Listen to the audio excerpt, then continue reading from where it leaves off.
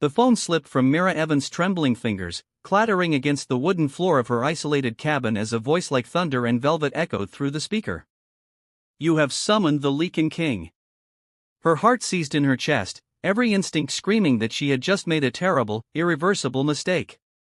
Outside, the forest had gone deathly silent, as if the world itself was holding its breath, waiting for what would come next. Before we dive in, please drop a comment and let us know where you're watching from.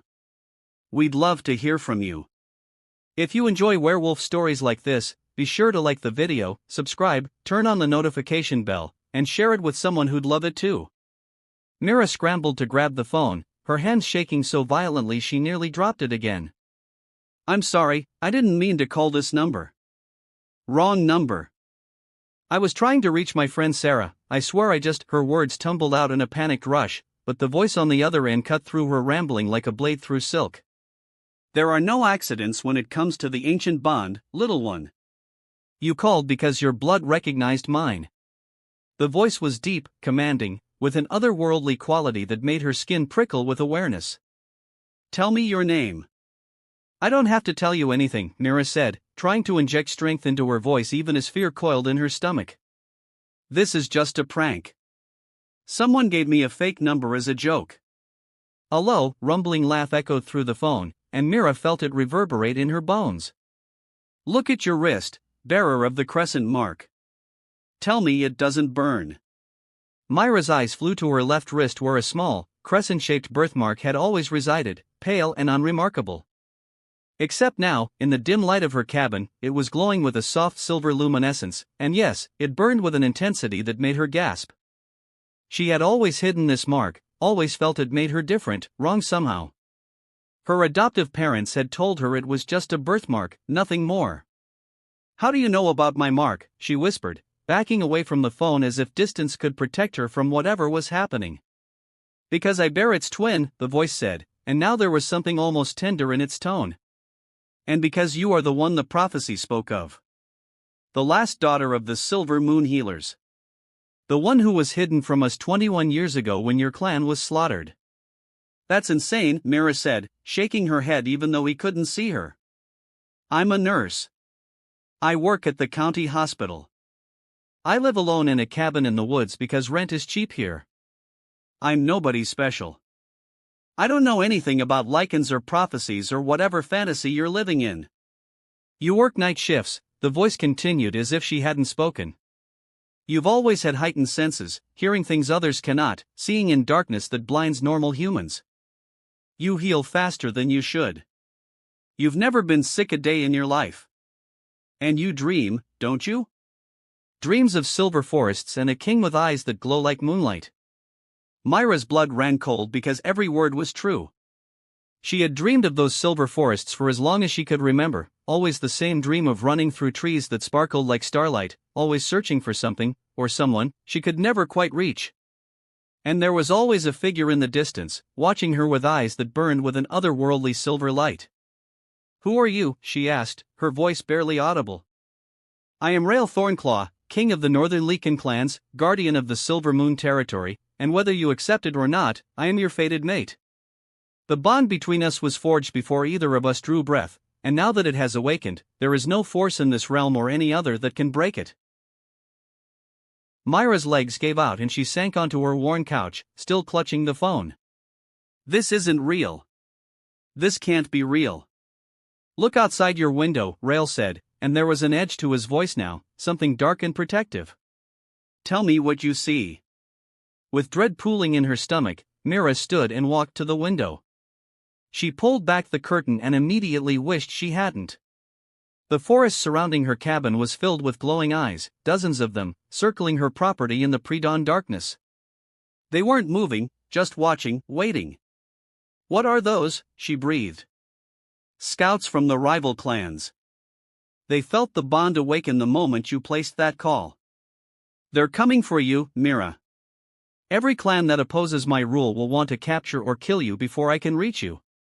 Your blood is the key to an ancient power, one that can heal our kind or destroy us entirely." "Then why did you answer the phone?" Mira demanded, anger suddenly flaring through her fear. "Why didn't you just let me live my normal life? Because the bond cannot be denied, Rael said, and now his voice was rough with something that sounded like anguish. Because I have waited 2 centuries for you, watching my people die from a curse that only your bloodline can break. Because the moment I heard your voice, every instinct in my body roared at me to protect you, to claim you, to keep you safe from those who would use you or harm you. I didn't ask for any of this, Mira said, tears streaming down her face now. Neither did I, Rael replied quietly. But destiny rarely asks permission. My wolves are 3 hours away from your location. Can you survive until dawn? I don't even know how to fight, Mira said, looking at the glowing eyes that seemed to be multiplying in the darkness. Then hide. Lock every door and window.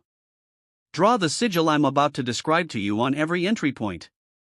It will exactly hold them back until my pack arrives, and you will live to see the sunrise. For the next 20 minutes, Rael's voice guided her through the cabin as she used salt and crushed herbs from her kitchen to draw protective symbols on her doors and windows. His voice was steady, calming, even as she could hear the sounds of movement outside growing closer. He told her about the Silver Moon Healers, how they had been the most powerful clan of supernatural beings, able to cure any affliction, mend any wound, but also capable of inflicting death with a single touch. He explained how a rival Lycan named Draven Blackfang had orchestrated their genocide 21 years ago, driven by fear of their power and hunger for control. Draven believes that if he possesses you, he can force you to use your healing powers to make his clan immortal and immune to silver, Rael explained as Mira finished the last sigil. He's been searching for survivors of your clan for 2 decades. He murdered your parents, Mira. He burned your village to ash. And he will do anything to get his hands on you. Something inside Mira shifted at those words. A grief she didn't know she'd been carrying suddenly made sense. She had always felt like a piece of herself was missing, had always wondered why she'd been found abandoned on a roadside as an infant with no identification, no family, no past. Now she knew. She was the sole survivor of a massacre, hidden away by someone who loved her enough to erase her existence. What happened to whoever hid me? She asked softly. There was a long pause. Your mother's sister, Lyanna. She used the last of her power to cast a concealment spell on you and place you where humans would find you. We found her body 3 days later. She died protecting your secret. Mira closed her eyes, mourning an aunt she'd never known, a family she'd never had the chance to love. I want to make them pay, she whispered. Everyone who did this. I want them to suffer. They will, Rael promised, and there was steel in his voice. But first, we keep you alive. The sigils will hold for another few hours. Try to rest. My wolves will be there by dawn. Will you stay on the phone with me? Mira asked, hating how small and frightened she sounded. Until the very moment I can hold you in my arms, Rael said. I'm not going anywhere. Do well to hit that like button if you're enjoying this story so far. Drop a comment telling us what you think will happen next, and don't forget to subscribe so you never miss our supernatural stories. As the night wore on, they talked.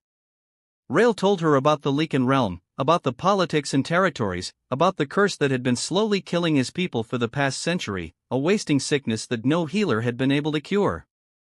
He spoke of his loneliness, of ruling for 200 years without a mate, of the weight of responsibility that had slowly crushed the joy from his existence.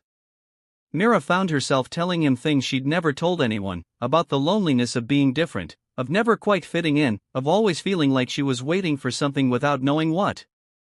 I used to think I was broken, she admitted as the first hints of dawn began to lighten the sky. Like there was something fundamentally wrong with me because I never wanted the things other people wanted. Normal relationships felt suffocating. The idea of settling down in one place forever made me panic. I thought I was just damaged. You weren't broken, Rael said gently. You were waiting. Your soul knew that your mate existed somewhere, and it refused to settle for anything less than what was meant for you. How can you be so sure I'm your mate? Mira asked. What if this is all just some magical mistake? Because the moment I heard your voice, every broken piece of me recognized every broken piece of you, Rael said. Because in 2 centuries of existence, I have never felt fear like I felt when I realized you were in danger. Because if something happens to you before I reach you, I will raise this world to ash and spend eternity howling your name into the void." Before Mira could respond, a thunderous crash shook the cabin. The front door buckled inward, the protective sigil flaring with brilliant silver light before shattering. Dark shapes poured through the opening, massive wolves with eyes that glowed red in the dim light. There inside, Mira screamed into the phone, backing toward her bedroom. "The bedroom window," Rael barked. "Break it and run north. My wolves are 2 minutes out. Run, Mira.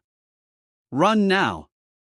She grabbed a chair and smashed it through the bedroom window, ignoring the glass that sliced her arms as she dove through.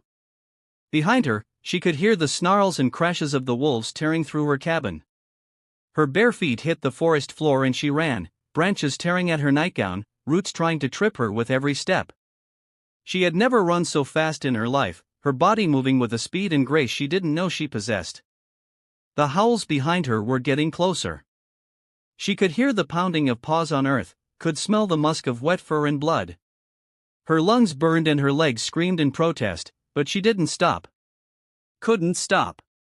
A massive black wolf burst from the trees to her right, cutting off her path. It was enormous, easily the size of a small car, with fangs that gleamed in the early morning light and eyes that burned with malevolent intelligence.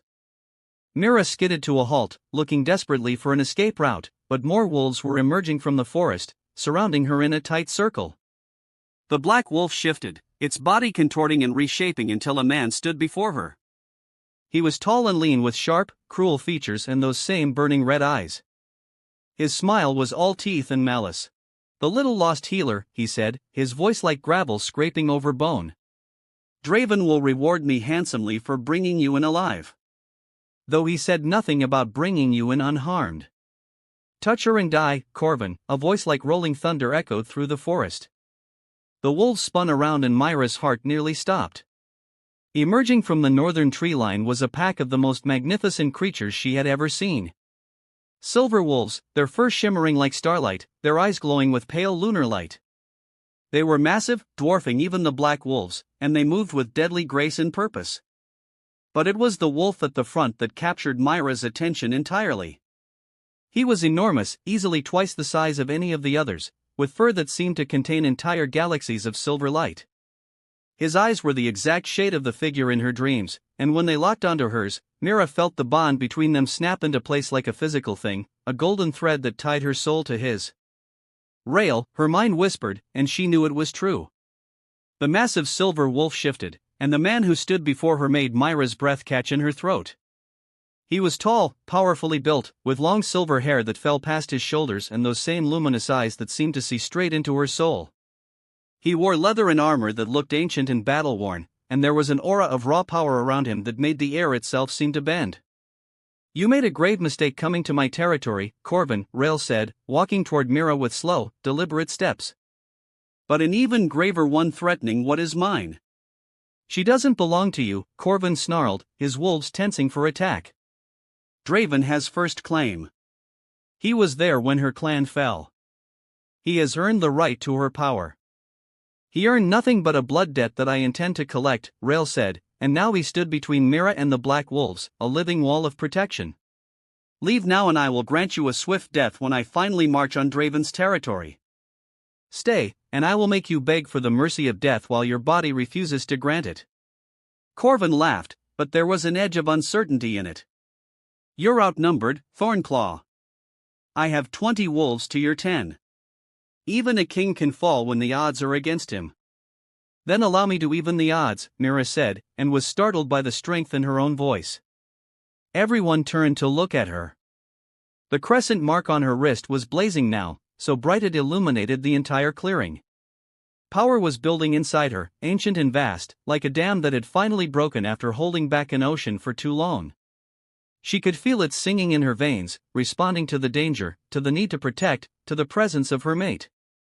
"Mira, no," Rael said urgently. "You don't know how to control it yet. You could. But it was too late." The power exploded outward from her in a wave of pure silver light. It washed over Rael and his wolves harmlessly, warming them like sunlight, but when it hit Corvin and his pack, they screamed. They convulsed and shifted involuntarily, their bodies unable to maintain any single form as the healing magic in Mira's blood forced every injury they'd ever sustained to remember itself and reopen. It was agony made manifest, their own bodies turning against them. Mira watched in horror and satisfaction as the black wolves fled, limping and bleeding and broken. Corbin himself staggered backward, his eyes wide with terror as wounds from decades past tore themselves open across his skin.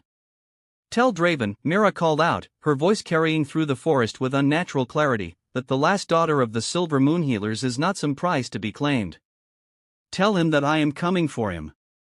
And tell him that when I find him, I will make him feel every death he caused, every life he destroyed, every child left orphaned by his greed." Corbin didn't respond, just shifted into his wolf form and ran, his pack stumbling after him, leaving trails of blood in their wake.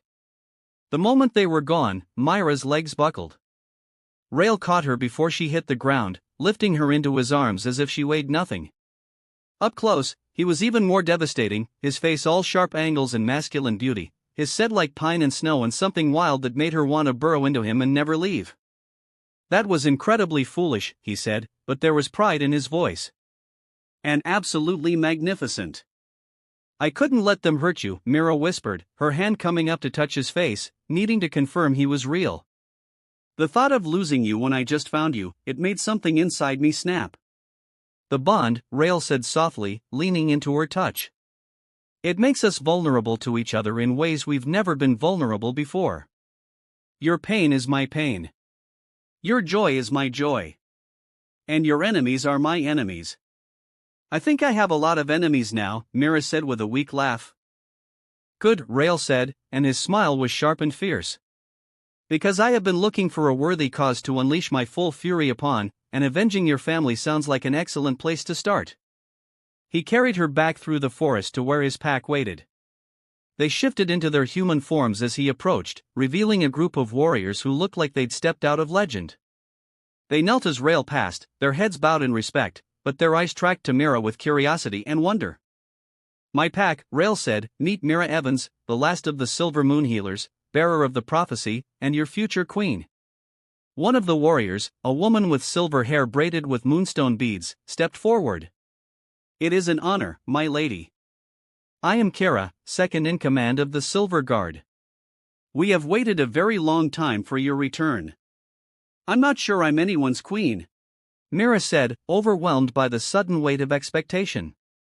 "You claimed your power and sent Draven's wolves running with their tails between their legs without any training," another warrior said with a grin. "I'd say you're more than qualified." Rael carried her to a massive silver tent that had been erected at the edge of the clearing. Inside, it was surprisingly comfortable, with thick furs and cushions and a small fire burning in a portable brazier. He laid her down gently on a pile of furs, then sat beside her, taking her injured hand in his. "May I?" he asked, and when she nodded, he closed his eyes and a warm silver light began to glow from his palms. The cuts on her arms and feet began to close, the pain fading to nothing. "We all have some healing ability, but nothing like what flows through your veins. You are the source, Mira. The wellspring from which all Lycan healing magic originally flowed. Why did Draven want to kill my family if we could heal?" Mira asked. "Wouldn't he want to keep us alive?" "He wanted to be the only one who controlled access to that healing," Rael explained. "He believed he could capture your mother, the clan's leader, and force her to serve only him. But she chose death over slavery, and she took the secret of your bloodline's power with her. Or so Draven thought. He never knew about you, the child hidden away where no one would think to look." "How did you find me then?" Mira asked. "I didn't," Rael admitted. "You found me. The spell that hid you was designed to last until you came of age, until you were strong enough to survive the revelation of what you are. On your 21st birthday, 3 months ago, that spell began to fade. I felt it, like a whisper in the wind, but I couldn't pinpoint your location. Then tonight, when you called, whether by accident or fate's design, you used a number that is magically bound to me. Only those of Silver Moon blood can access it. The moment you dialed, every Lycan in existence felt the ripple of power. That's why Corbin's pack was at your cabin so quickly." "So now what?" Mira asked. "Do I go to your kingdom and live in a castle and learn to be a queen while Draven plots to kidnap me?" No, Rael said, his eyes burning with fierce intensity. Now we go to war. Now we gather our allies, train you to wield your full power, and we march on Draven's territory. We end this blood feud once and for all, and we make sure that no one ever threatens you or our people again. Our people, Mira repeated softly. I've never had people before. I've never belonged anywhere. Please show your support by hitting that like button and subscribing. If you're Team Rael, drop a comment right now. Rael cupped her face in his hands, his touch gentle despite the calluses and scars that marked him as a warrior. You belong with me. You belong with this pack. You belong to a legacy of healers who gave their lives to protect the innocent. And you belong to a future where you never have to hide what you are or fear what you can become. Tears streamed down Mira's face, but for the first time in her life, they weren't tears of loneliness or fear. They were tears of relief, of coming home, of finally understanding why she'd always felt like a puzzle piece that didn't fit anywhere. Because she hadn't been meant for the human world. She'd been meant for this, for silver forests and magical bonds and a king who looked at her like she was the answer to every question he'd ever asked. I don't know how to be what everyone needs me to be, she whispered. Then we'll figure it out together, Rael said, pressing his forehead against hers. One day at a time. One battle at a time. One moment at a time. Over the next 3 weeks, Mira's life transformed completely. Rael took her to his kingdom, a hidden city built into the mountains where buildings of crystal and silver rose toward the sky and wolves ran freely through streets. Made of moonstone. She met his council, a group of ancient Lycans who had seen centuries pass and who welcomed her with a mixture of hope and caution. She trained with Kara, learning to harness the power that flowed through her veins, discovering that she could not only heal but also sense injuries and illnesses in others, could purify corrupted magic, and yes, could inflict pain on those who meant harm. The bond between her and Rael grew stronger every day. She learned that he was not just a fierce warrior but also a thoughtful leader who genuinely cared for his people's well-being. He showed her the memorial gardens where the names of every Lycan lost to Draven's curse were carved into crystal pillars. He introduced her to families who had lost children, parents, siblings to the wasting sickness that her power could cure. And slowly, with his support, she began to heal them, one by one, feeling her purpose solidify with each life she saved. But always, there was the looming threat of Draven. His spies were everywhere, his attacks on border territories growing bolder. He was gathering his own forces, preparing for the inevitable confrontation. It came on the first day of the new moon, when Lycan power was at its lowest. Draven's army marched on Rael's capital, thousands of corrupted wolves who had pledged their loyalty to a tyrant in exchange for promises of immortality and power. The sky turned red with their approach, and the very ground trembled beneath their feet. Rael stood on the walls of his city, Mira at his side, their hands clasped together. His pack, now her pack too, surrounded them, ready to defend their home to the last breath. You don't have to fight, Rael told her. I can take you somewhere safe, somewhere he'll never find you. No, Mira said firmly. This ends today. One way or another, I'm done running. When Draven himself appeared at the head of his army, Mira finally saw the monster who had destroyed her family. He was massive, even larger than Rael, with fur as black as a starless night and eyes that burned with hellfire. When he shifted to his human form, he was terrifying, all hard edges and cruel beauty, with scars that told the story of countless battles won. Give me the girl, Thornclaw, Draven called out, his voice carrying across the battlefield. Give her to me and I'll let your city stand. Refuse, and I'll paint these walls with the blood of everyone you love. I have a counteroffer, Mira called out, stepping forward before Rael could stop her. Face me yourself, Draven. Single combat. If you win, you get what you want. If I win, your army disbands and you accept whatever punishment I decree. Draven laughed, the sound echoing across the field. You? A half-trained child with barely a month of experience? Against me, who has been perfecting the art of death for 3 centuries? Very well. I accept your generous offer to commit suicide. The armies parted, creating a wide circle for the combatants. Rael gripped Mira's hand so tightly she thought her bones might break. Don't do this, he said, his voice raw with desperation. Let me fight him. Let the pack fight him. Don't throw your life away. I'm not throwing it away, Mira said, reaching up to kiss him softly. I'm claiming it. Trust me, Rael. Trust in the bond. Trust in what we are together. She walked into the circle alone, facing the monster who had killed her parents, her aunt, her entire clan. The crescent mark on her wrist blazed with silver fire, and she felt her power rising to meet the challenge. Draven attacked first, shifting mid-leap into his massive wolf form, jaws open wide to tear out her throat. But Mira was ready. She sidestepped at the last moment, her hand shooting out to touch his flank as he passed. Silver light exploded from her palm and Draven howled in agony, his wolf form flickering and unstable. That's for my mother, Mira said coldly. He lunged again, faster this time, his claws raking toward her chest. One caught her shoulder, tearing through flesh, but even as blood flowed, Mira's other hand found his foreleg. More silver light, more howls of pain. That's for my father. They danced like that across the circle, Draven growing more desperate and sloppy as old wounds reopened and new ones appeared faster than he could heal them. Mira was bleeding from a dozen cuts, her nightgown torn and stained with blood, but she didn't stop. Couldn't stop. She was vengeance made flesh, justice with a crescent mark, and she would not rest until this monster paid for every life he'd stolen.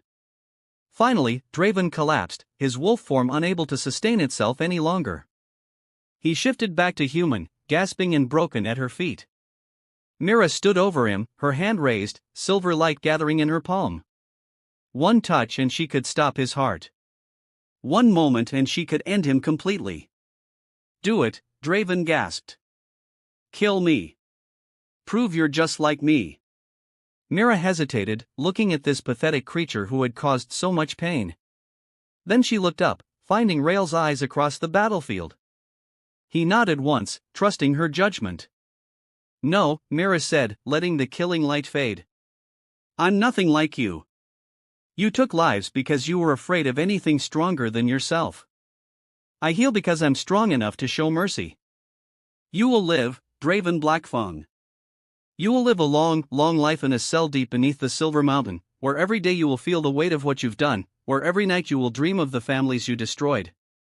And you will live knowing that you were beaten not by superior force, but by a half-trained girl who had only been a Lycan for a month. The audience erupted in cheers. Draven's army, seeing their leader defeated, broke and scattered. Rael's wolves pursued them to the borders but let them flee, content with victory and the promise of peace. Rael crossed the battlefield in 3 long strides, sweeping Mira into his arms and kissing her like she was air and he'd been drowning. When they finally broke apart, both breathing hard, he pressed his forehead to hers. You magnificent, terrifying, brilliant woman, he said. Remind me never to get on your bad side. I think that's unlikely, Mira said with a tired smile. Since we're apparently stuck with each other for life. Stuck is not the word I would use, Rael said, his smile soft and full of wonder. Blessed. Grateful. Overwhelmed with joy. Those are better. The healers rushed forward to tend to Mira's wounds, but she healed herself with a simple thought, her power responding instantly to her will. Then she turned that power outward, sending waves of healing energy across both armies, mending wounds, curing illnesses, lifting curses.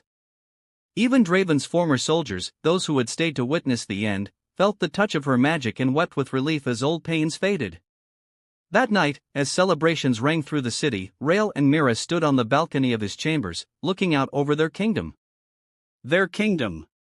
The words still felt strange and wonderful on her tongue. What happens now?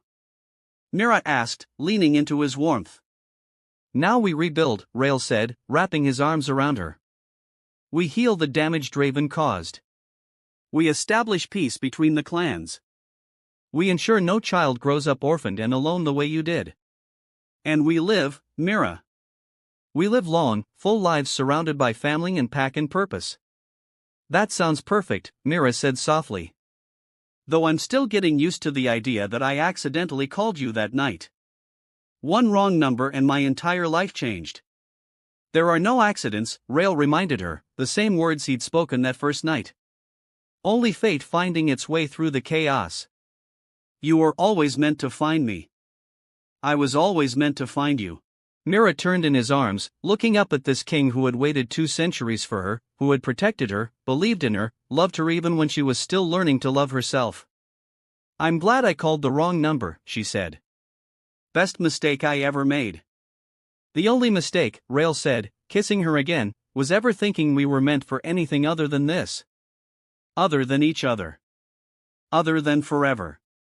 And as the silver moon rose over the Lycan kingdom, Mira Evans, the last daughter of the silver moon healers, the girl who had grown up alone and afraid, finally understood what it meant to come home. Not to a place, but to a person. To a pack. To a destiny she'd never asked for but had always been meant to fulfill. The curse was broken. The tyrant was defeated. The prophecy was complete. And in the mountains where silver wolves ran free beneath eternal moonlight, a new queen rose to stand beside her king, ready to face whatever came next, together. Because some bonds cannot be broken. Some loves cannot be denied. And some wrong numbers turn out to be exactly right. But we need to talk about something important real quick.